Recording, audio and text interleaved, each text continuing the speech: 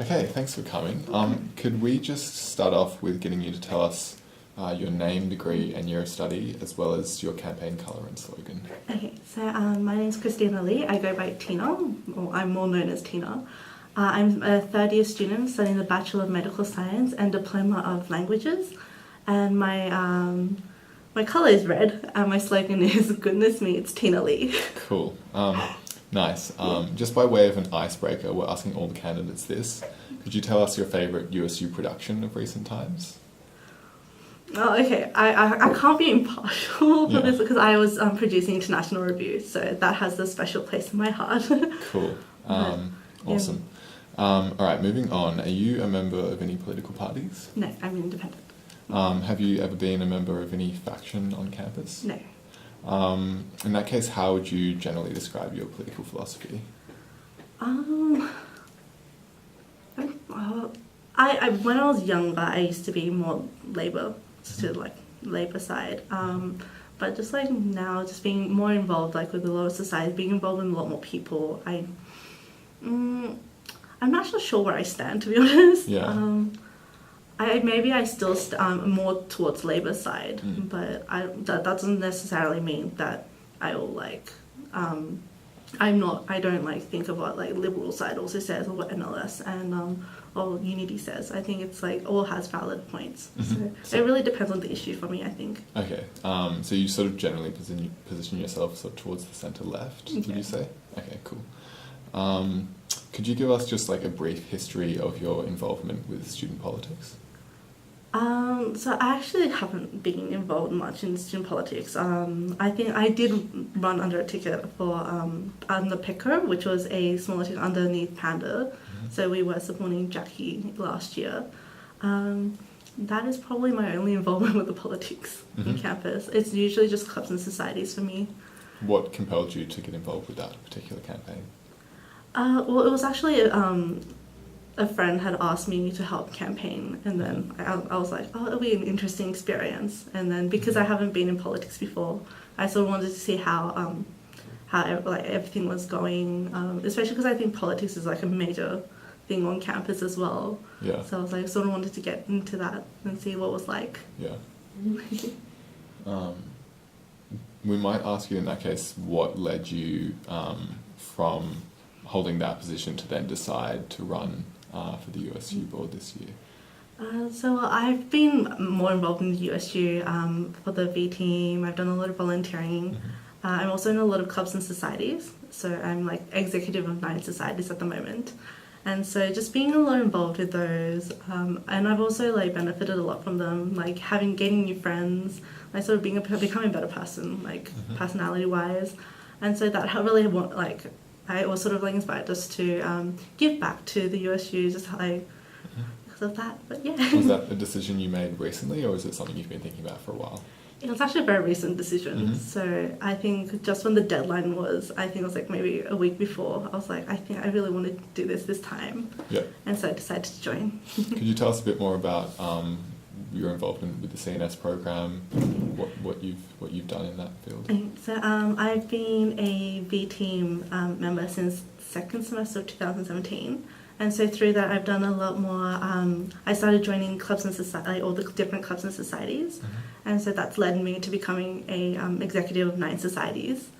Through that I've also joined all the different programs such as testers like ISL, like the programs they have there, such as the Welcome to Sydney programs, the Leadership Ambassador programs for volunteering, and then I've also helped out with like Badge Festival as the Arts and Music Director in 2017. Yeah, cool. That's pretty broad involvement. So, so given that, have you which groups have you sought support from for your campaign? So clubs, residential accommodation, uni departments. I don't think a lot of people actually know I'm running this year. So a lot of my friends are like I've just said, I told them I was running for board, and they're like, wait, what? You are? What? But I think I share a lot of friendship groups with the other candidates as well. So I don't really know where I'd be getting my supporters, but I think just like through my friendship groups. Yeah. So I guess which other candidates do you think you most align with in this year's election? I mean, they're all very good. Like I align, but I think because I think my alignment is more like with people I'm very close with, such as Benny, who I'm more like probably close, one of the closer ones with. But in terms of ideals, I'm not so sure. Do you think your friendship with Benny has anything to do with his affiliation with Advance? We know that in the Senate election last year, which you were a candidate for, you instructed voters to preference Abby Shee second, who is also involved with Advance. Do you have any like particular affiliation with Advance or connection with that group of students? Not really. Like I think because I think I'm friends with a few of them, but I'm not really like politically involved with any of them. Mm-hmm. Just staying on the topic of your Senate run last year, Oni invited you to be interviewed at the time of your candidacy, but you refused. Was there any particular reason for that? I actually had classes then, so I wasn't able to. But I think also halfway there, I was just like, I don't know whether I was very suitable for the Senate as well, considering the other candidates were a lot better placed at the time. Yeah. I suppose now you've run for several different student political offices, the Senate being one of them, and the SRC, and now the USU. What makes you think that the USU is the right fit for you as opposed to the other two that you've run for? I think for the other two, Senate, you need to have a lot of experience and you need to be quite well suited for the role. And for me, thinking about it then, I don't think I was as suited for the position. SRC was it's a very political one. So as someone who's not so political, I think it's just like my stance on certain things wouldn't have been quite impressive to other people. And so because I've been so involved vastly across the USU and CNS, I think it was just more suited to my personality to join the USU board elections. I suppose on the notion of politics, you said that you didn't want to be involved in the SRC because it is quite a political institution. I suppose on that topic, the USU does have tendencies in being political. For example, they took a side on the marriage equality debate. They've had discussions about the Ramsey Centre, and they do make a decision to support staff strikes and not support them. How would you navigate those sorts of decisions if you were on board? I think I'd be sort of like the point in between the two different parties, because I know that there's always going to be clashes between board directors in terms of where their position is, and I think I just sort of balance that out a bit more but I think honestly my decisions would be purely like what's best for the students and for the board, and also my opinions on certain issues would probably come to that, because I'm a bit more flexible on certain issues than others. So what would you define as student interests for you? For me, I do talk with friends about like certain issues, like what they think about it, and then a lot of them tend to be like, it's not really a disagree or agree completely. It's more like, I think this is one way we could think about this issue. This is another way we can think about the issue. And so I think just like discussing with like friends and like that, it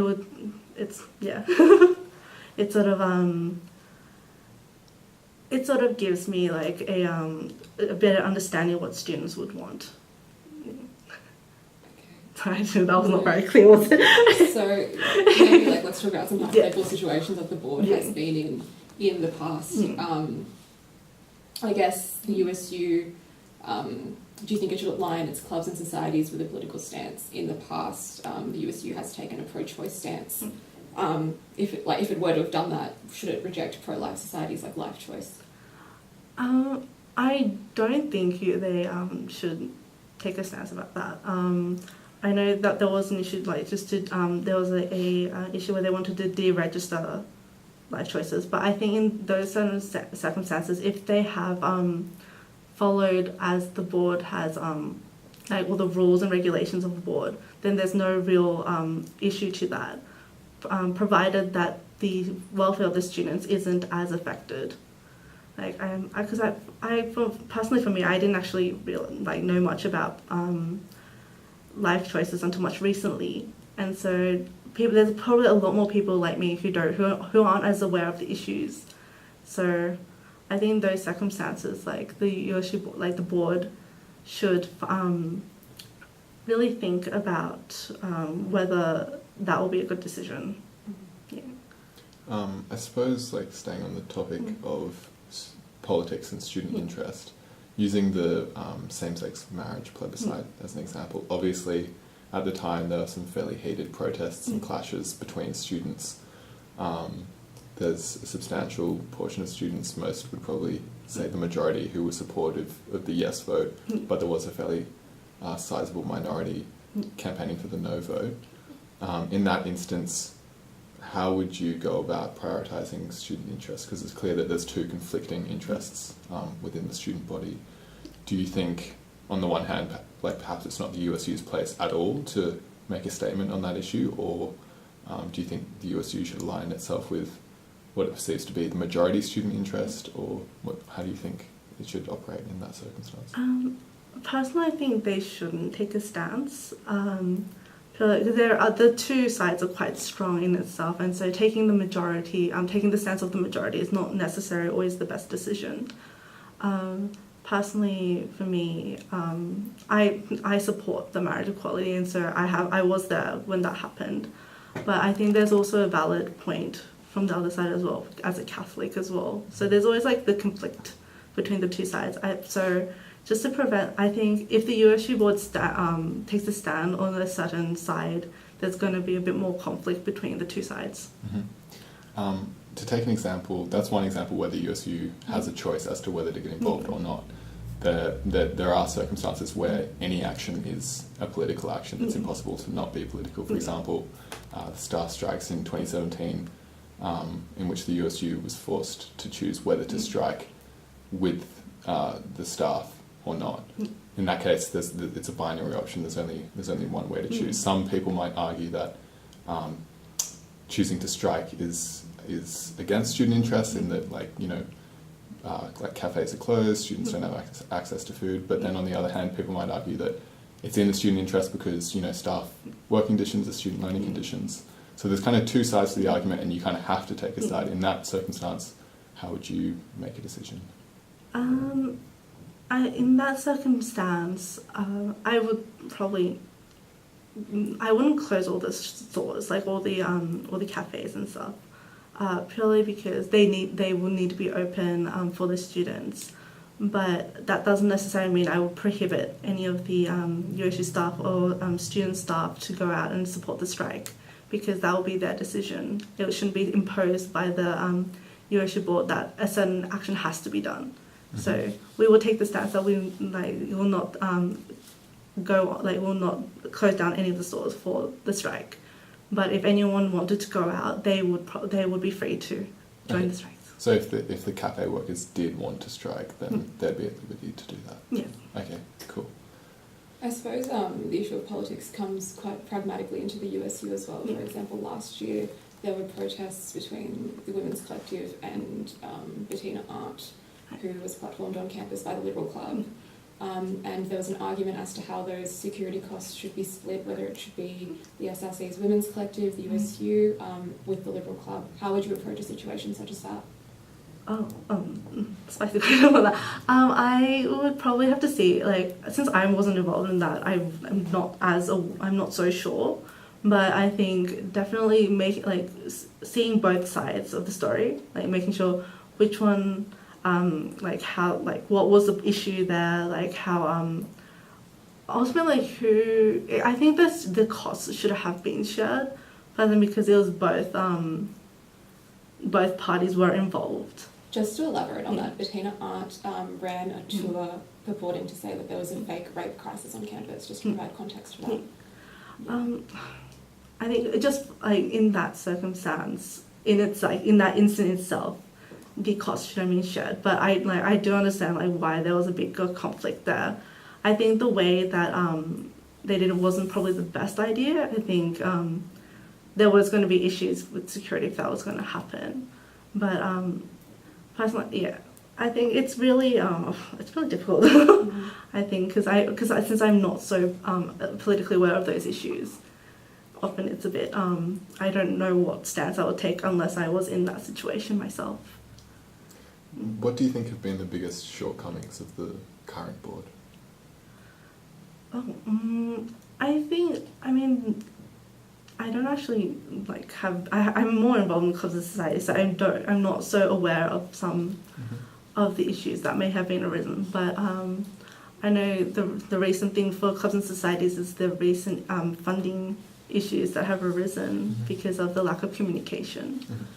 But I think that's probably my biggest one, yeah. How do you think, if you had been on the board over the past year, how would you have approached that change to the funding model? Would you have done things differently, and if so, what would you have done? The funding model in itself isn't a bad model because as a student who's also been at UNSW before, I know that funding model is in the long run is a very sustainable one. But I think I know from articles that they didn't have much time to tell all the clubs and society what was going on. But I think if they did have an idea of what they wanted to do, maybe some way of communication with the clubs and societies executives would have been a lot more useful. Because I know that if there's a lack of communication, there's a lot of risk that comes after, because a lot of the clubs and societies won't have any measure against any new changes in the new year. If you were elected and you had the opportunity to play a part in reforming that funding model, how do you think you would go about changing it? I wouldn't want to say change it so much, because that model is a quite good model. But in terms of smaller society, societies who don't have the ability to have a membership fee purely because they're either a faculty society or a charitable society, I would try to find ways for that for the funding scheme to be slightly altered in order to suit those societies better. Yep. Cool. What do you think are sort of the biggest challenges facing the board, or what do you think would be the biggest challenges facing you as a board director if you were elected over the next year or two? Well, from what I can see, I know there's a lot of issues with there not being as much student participation in societies, despite the USU membership fee being free for most students. I think definitely tackling that issue of how to get students more involved in the societies is probably one of the biggest challenges that will occur, and also just facing up with the funding model. I know there's going to be a lot more complaints that's going to come throughout the year. But yeah, those two are probably the big ones. You've just said though that you think the funding model's reasonably good, probably doesn't require too much alteration. If you are receiving ongoing complaints from other CNS execs, how do you think you would go about responding to that? Would you tell them that you think it's a reasonably good model, or would you listen to their complaints and make changes? Or? I would probably listen to the complaints and see whether there can be any changes made, whether it's plausible to do that, or whether it will be sustainable as well. But I think definitely listening to the voices of the the executives of each society would provide a better understanding of how each society has their financials. And stuff. Would you say that there is any such thing as an objectively good board director? I think it's very difficult to have an objectively good director. I mean, obviously each director will have to make their sacrifices on certain issues, so their perspective on something might not be the one that all the board directors would follow, and so obviously sometimes they're going to be seen as the bad person. But I think that board directors have a duty to the board to make sure that student welfare is all good, and just making sure that they follow their duties, because everyone's legally bound to that. Mm-hmm. Do you think there are any circumstances in which you would go against a majority decision on the board in that case? I think anything that is a detriment to the USU board in itself, such as its stance, and also just to do with student welfare, if it's going against all that, I would take a stance against it. Okay. So you say you would take a stance if you were disagreeing with the majority of the board, but earlier you said that you wouldn't take any sort of political stance. What if that stance that the board is taking is political?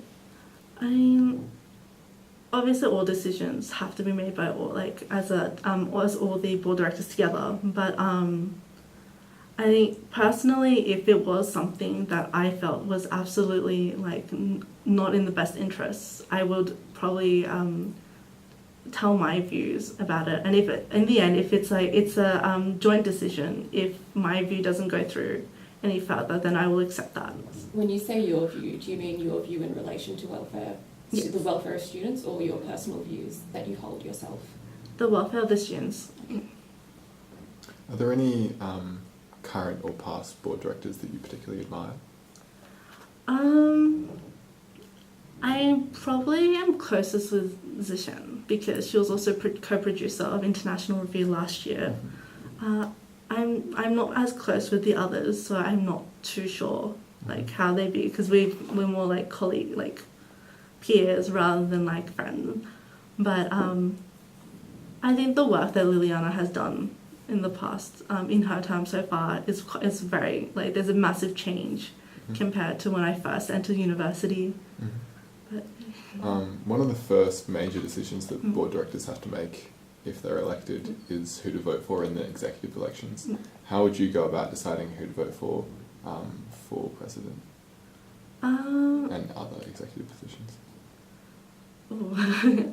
I would probably see like their past, like I'd probably talk to each of them first and just to see, gauge like who they are, like what they're like, because their sense of character is also quite important.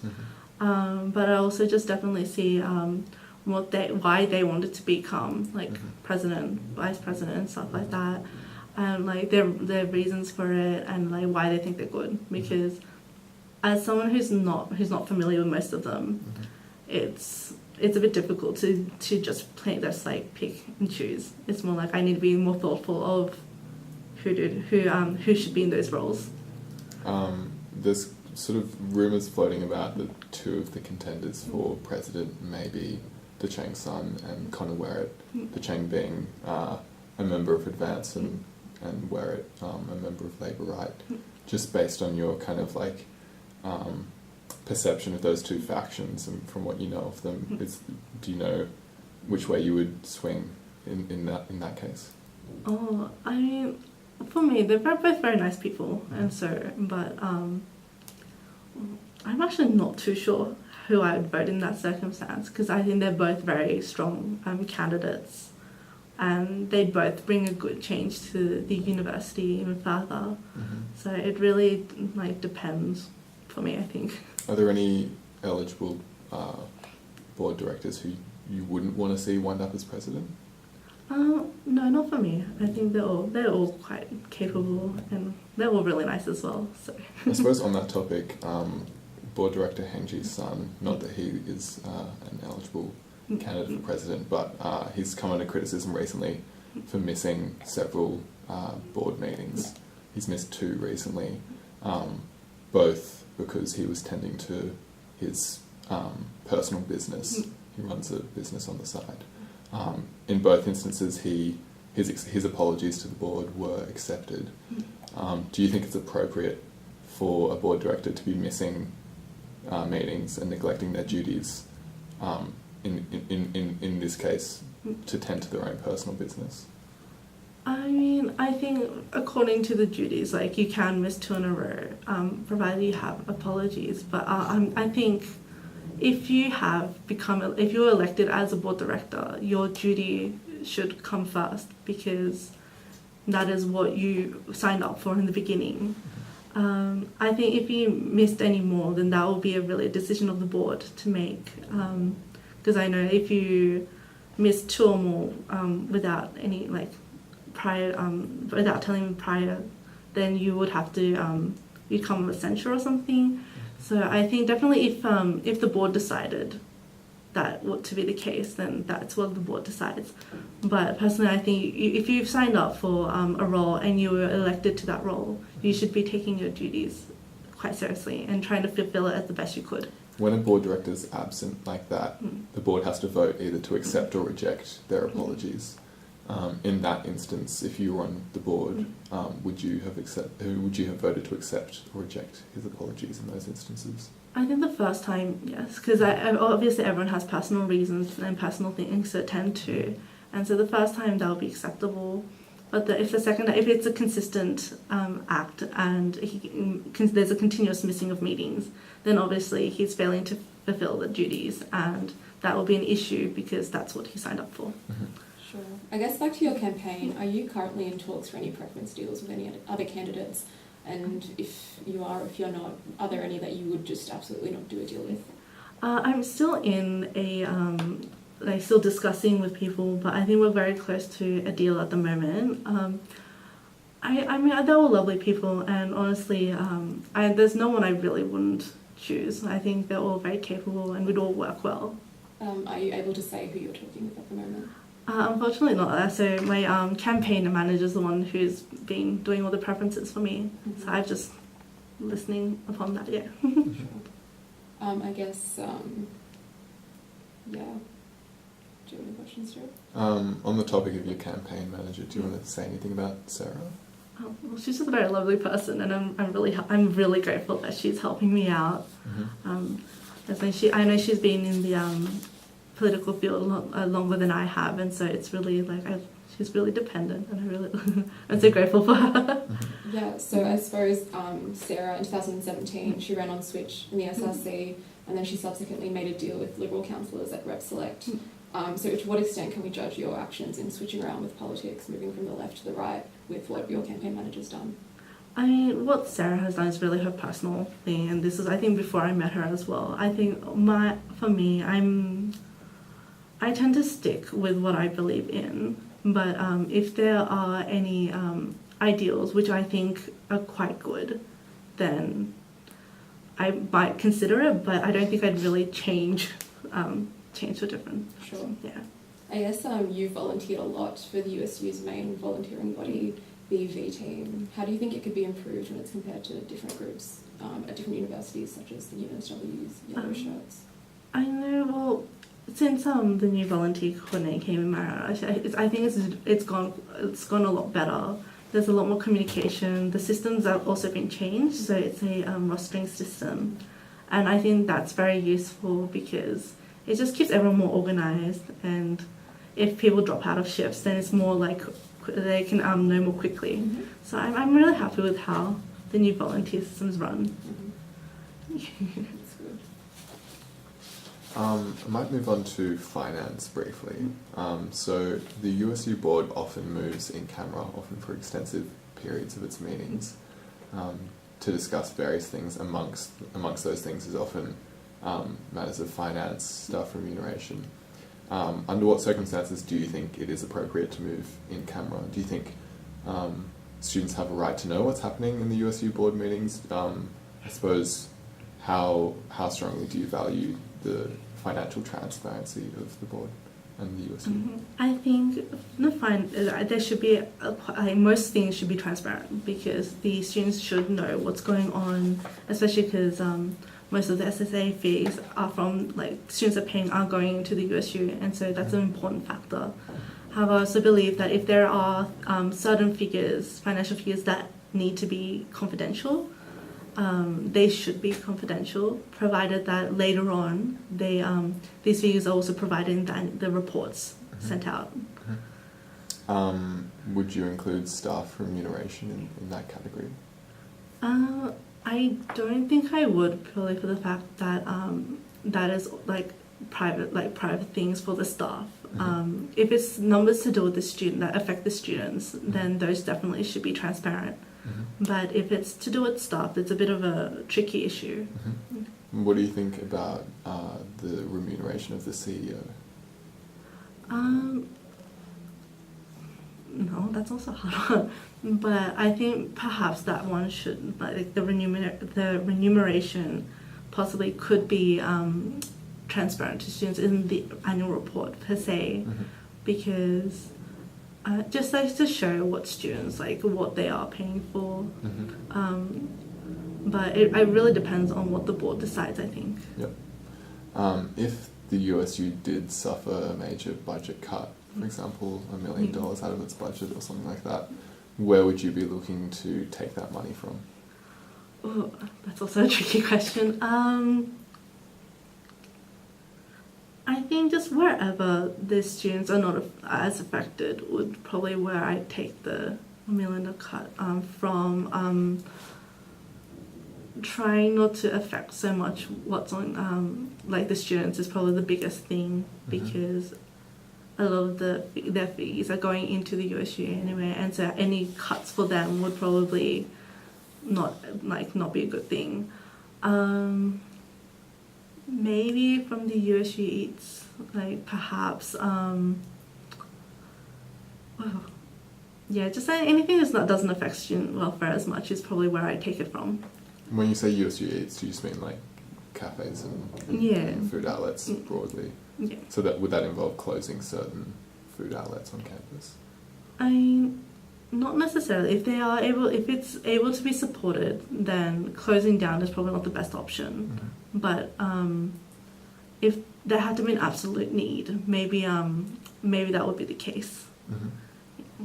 I suppose you've been involved quite a bit with the Science Society and talking about, food outlets and things like that. The USU's been called out in the past for focusing a lot of its events on main campus, despite students on satellite campuses. So a lot of health science students at Combo. So how do you think the USU should practically engage satellite campuses? I think personally there should be like a sort of a committee team on each of these satellite campuses that are like maybe hired by the USU as student staff, purely for the fact that I know a lot of the times being on main campus, organizing the events on main campus takes a lot of time and effort. But if you have committees on those satellite campuses who are able to sort of organize and provide events for the students there, that will be quite useful. Also, because I know each campus has its own feel, though different ways they're doing things, and so having people who are there who know what the campus their campus is like is definitely a good thing. Sure. I guess we'll move on to affirmative action. So currently under the USU's affirmative action provisions, 3 of the 6 elected directors have to be non-cisgender men. Do you support that as a policy that the USU has at the moment? Yes, I think I do. Okay. Yeah. But I think there definitely should be there needs to be a variety of genders on board, just not just restricted to certain ones. I think just having the variation and inclusion of the board directors would also provide a better image as well, because I know in the plan they do want the mission they want a very inclusive union, and so by having that it would be quite good.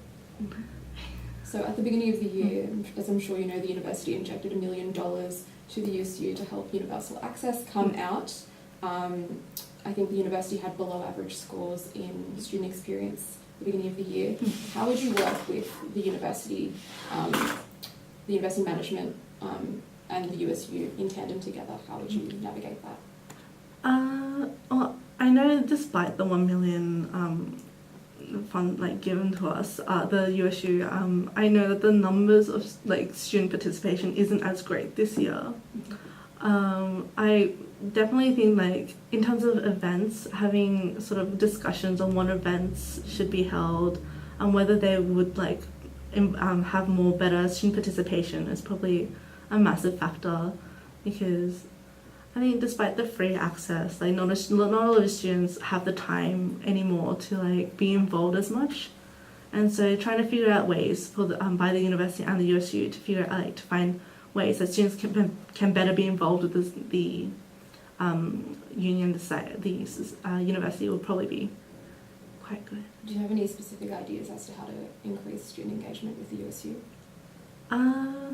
I know that the USU holds a lot of events which I've volunteered for, and it always looks like there's a lot of participation there, but I think in terms of clubs and societies, there has been a decrease in number of students being involved with the societies and stuff. So I definitely think just getting more awareness of what societies are on campus, ways for them to get involved, is probably what I'd suggest. Okay. Going back to what I just mentioned about the university giving the USU that $1 million, the USU purports to be student-led and independent. How do you think the university giving the USU that grant of money affects that vision that the USU does have? Well, the USU is part of the university, and so we can't say that they're completely separate. Because the SSA fees do go towards USU as well, and that's part of that's what students are paying for. But I mean, I think. Yeah, I think that it just helps the USU get more better involvement with the students now, especially because everyone can now be a USU member for free. Unlike last year, where there was a clear divide between USU members and non-USU members. This year it's a lot more open, and so because all students are able to get that membership, I think that there is going to be the USU isn't going to be as separate from the university. I guess at the beginning of this year, there was a bit of a scandal with a lot of companies at Welcome Week Festival providing services such as contract cheating. Do you think there should be some sort of ethical test with the USU regarding the companies that it chooses to advertise at events such as Welcome Week? I think definitely, in terms of contracting, that is a serious issue, and that is a major thing that the university is trying to prevent from happening. So I think, on a certain level, there should be any ethical, yeah. To what extent do you think that test should exist? Where would you stop having a test for a certain company? So I think for major companies, if they've been with the USU for Welcome every year for a long time, then it's not going to be as big of an issue because they've been working with the USU every Welcome Week for so many years. But I think that any companies that while checking do sort of support things that the university and the USU do not support, then there should be sort of stricter tests on them. Especially contract cheating is such a major issue, and obviously the consequences when that's caught out is a big detriment to the students themselves. So any probably checking through them is quite needs to be quite a strict ethical test. Staying on the topic of contract cheating, just recently the USU agreed to assist the university in advertising its crackdown on contract cheating through its own channels. Under what circumstances do you think it is appropriate for the USU to partner with the university to promote its message? In terms of contract cheating, probably to the fullest, because all the students who are members of USU obviously are students of the university as well. And so just following the rule, making sure that everyone is aware of the issue and what the consequences are, that message should be spread out to all the students. Mm-hmm. But do you think there's any circumstances in which the USU shouldn't be acting as essentially as an arm of the university's communications department? I think what the university and the USU should really go hand in hand is to do with student welfare, mostly because USU is a non-for-profit organization promoting student welfare, and so the issues to do with that is probably what the university and the USU should go hand in hand with. Any issues outside that is probably the joint decision of both university and the USU board directors to see whether it would be good. I guess moving on to another question that kind of involves student welfare. As you might be aware, back in 2012, the then Vice President of the USU, Tom Rowie, got into significant legal trouble for leaking confidential documents and breaking his fiduciary duty to the USU. Those documents detailed collaboration between the university and police in quashing student protests. Do you think in that instance he was right to leak the documents and break his fiduciary duty to the USU? Do you think it was in student interests to have that information made public? The way he went about it was probably not the best. By leaking the documents, it's not always the best action. But I do believe that information should have been revealed. Probably not in the way he did it. Probably not by leaking documents, but probably deciding, going through discussions with the other board directors, saying, he believes that these certain things from the document should have been revealed to students, because I think I wasn't there at the uni at the time, but I think there were a few injuries that to the students, and so because that was a issue to student welfare, and obviously those students had been injured, that is something that the students should have known. Say you did have discussions with your fellow board members, they disagreed with you, would you then go ahead and leak them or not, hypothetically? Well, hypothetically, I don't think I would have, because that the fiduciary duties to the board are legally bounding, and so going about that would probably not be the best option. So even if you think that it's in the interest of students, then you still would not leak them? Because it's a duty to the board. But I would probably do my best to try and find ways in which, without sort of not following the duties, but like try and find ways where students will be able to find out about that, because that is quite an important issue. So ultimately, in this scenario, in this scenario, you'd prioritise the USU above student interests. I would be forced to do so. Okay. Cool. We're getting close to 45 minutes. Do you have any more questions? That's fine.